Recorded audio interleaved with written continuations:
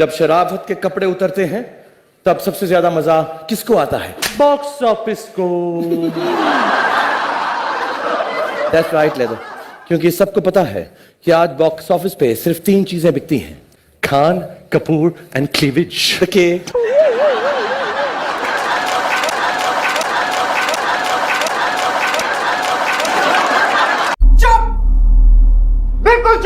Indian film awards, जहां film fair से लेके आईफा, जी से लेके स्टार प्लस, कलर्स और सोनी तक और रियल इनके shape, size, name place, animal things सब कुछ डिफरेंट तो है, बट जो सिमिलर है वो है इनका घिसा पेटा आउटडेटेड सा टीवी शो फॉर्मेट, जहां थोड़ा popular actor with decent anchoring skills, जो प्रोड्यूसर्स ब्रांड्स का नाम ठीक से बोल पाए। Next IFA Awards 2023, Yas Island, Abu Dhabi, co-presented by Shobha Realty, co-powered by Kuber Group.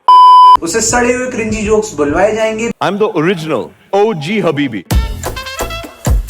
My father is Big B. I'm Junior B, and Aishwarya calls me Hubby B. बीच बीच में entertainment के लिए वो खुद भी थोड़ा सा नाच गा लेगा।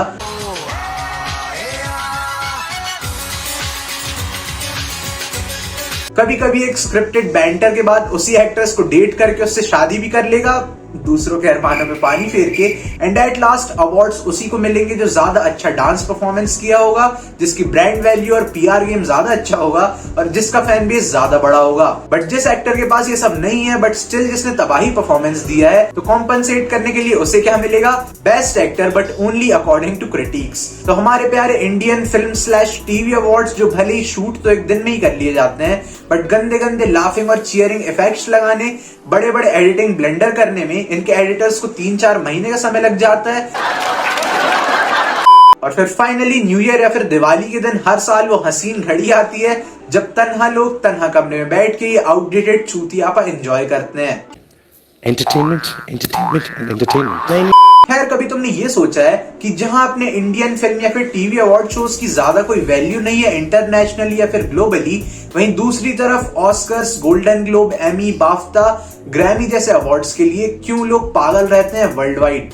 इंटरनेट पर इनकी हाइप अलग ही लेवल पर होती है। इवन याद करो पिछले ही साल जब RRR और द एलिफेंट विस्परर्स ने ऑस्कर जीता था, तब आई थिंक हमारी पूरी कंट्री ने इस चीज को सेलिब्रेट भी किया था। तो इसीलिए 3 ऐसे पॉइंट्स अबाउट और इंडियन फिल्म अवार्ड शोज जिनकी वजह से ना इनकी अपनी खुद की कंट्री में कोई ज्यादा रिस्पेक्ट है और ना ही globally.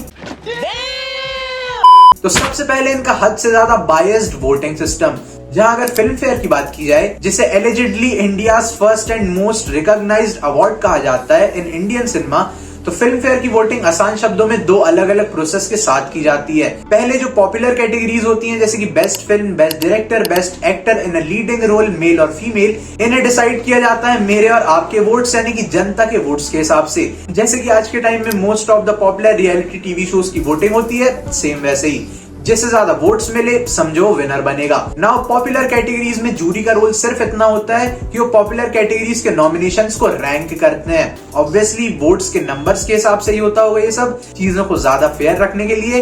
And again whoever gets the highest number of votes becomes the winner. अब सिंपल मैथ की बात ये आती है कि जिस भी एक्टर के पास ज्यादा बड़ा फैन बेस होगा, सीधी सी बात है ज्यादा वोट्स उसी को मिलेंगे और जीतेगा भी वही। जहां सिनेमा और आर्ट को साइड में रखकर ये contest more like an election बन जाता है। जिस भी पार्टी के पास ज्यादा वोट्स, सत्ता उसकी। और इस प्रोसेस में सफर कौन करता है? इक्वली टैलेंटेड एक्टर्स जिनका फैन बेस कंपैरेटिवली थोड़ा कम है। नाउ दूसरी प्रोसेस है क्रिटिक्स चॉइस अवार्ड वाली, जो कि काफी सिंपल है। जिस भी नॉमिनेटेड मूवी को ज्यादा क्रिटिक्स वोट देंगे वो मूवी जीत जाएगी, जो कि एक्चुअली ज्यादा फेयर मेथड है किसी भी आर्ट को जज करने का। इवन मोस्ट पॉपुलर ऑस्कर्स का वोटिंग सिस्टम भी ऐसे ही काम करता है, जहां आम जनता के वोट्स पर नहीं बल्कि सिर्फ एक्सपर्ट फिल्म प्रोफेशनल्स के वोट्स पर ही विनर्स को डिसाइड किया जाता है। ऑल्सो ऑस्कर्स के वोटिंग सिस्टम के बारे में अगर डिटेल में जानना चाहते हो, देन इस पर ही मैंने वीडियो बनाई है, तो ऊपर लिंक फ्लैश हो रही होगी, डू चेक इट आउट। अब फिल्म फेयर में 2 वोटिंग कैटेगरीज, एक पॉपुलर और एक क्रिटिक्स चॉइस, बनाई गई थी 1956 में, जिसमें गवर्नमेंट भी इन्वॉल्व थी। बट उस बात को भी 68 ईयर्स हो चुके हैं और ये वोटिंग सिस्टम अपने कुछ बहुत ऑब्वियस फ्लॉस के बाद भी चलता आ रहा है, बट क्वेश्चन कोई नहीं करता।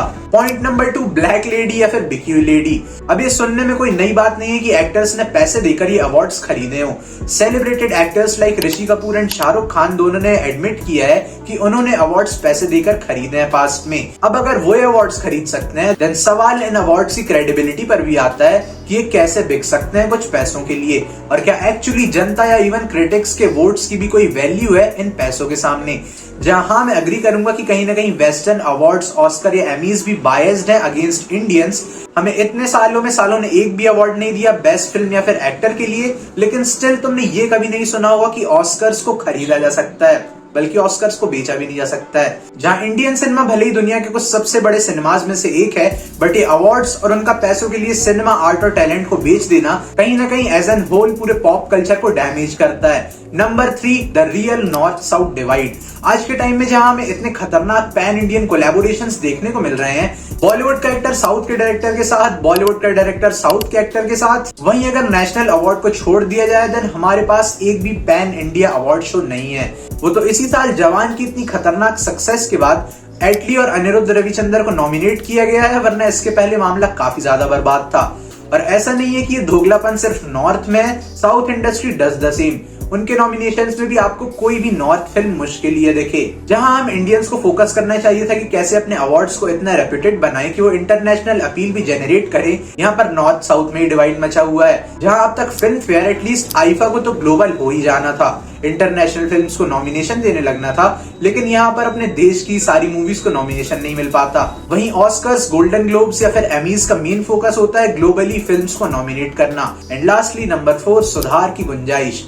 अभी तक मैंने इंडियन फिल्म अवार्ड सिस्टम से रिलेटेड प्रॉब्लम्स तो कई सारी बताई, but we should also focus on solutions, जहां पर अवार्ड्स के खरीदने और बिकने पर रोक लगानी सबसे ज्यादा जरूरी है, और एक नया सिस्टम सेट करना उतना ही इंपॉर्टेंट, जहां कोई भी एक्टर या फिर डायरेक्टर सिर्फ अपनी बड़ी फैन फॉलोइंग नहीं बल्कि टैलेंट के दम पर जीते। नॉर्थ साउथ डिवाइड इजीली खत्म किया जा सकता है कंसिस्टेंट पैन इंडियन कोलैबोरेशन से, जहां दोनों इंडस्ट्रीज अपने अपने अवार्ड्स अलग अलग करने की जगह एक साथ एक स्टेज पर कर सकती हैं। एंड लास्टली, ग्लोबल अवार्ड बनने के लिए हमें छोटी शुरुआत करनी होगी। लाइक हम इजीली नॉमिनेट कर सकते हैं Korean films, Bangladeshi films, even Japanese और श्रीलंकन फिल्म्स को भी, जिससे कि धीरे धीरे हमारी भी इंटरनेशनल वैल्यू क्रिएट हो एंड एक दिन ऑस्कर्स और एमीज के साथ फिल्म फेयर का भी नाम हो।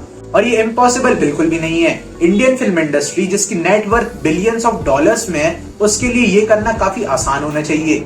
बस जरूरत है सिर्फ एक टीम एफर्ट की।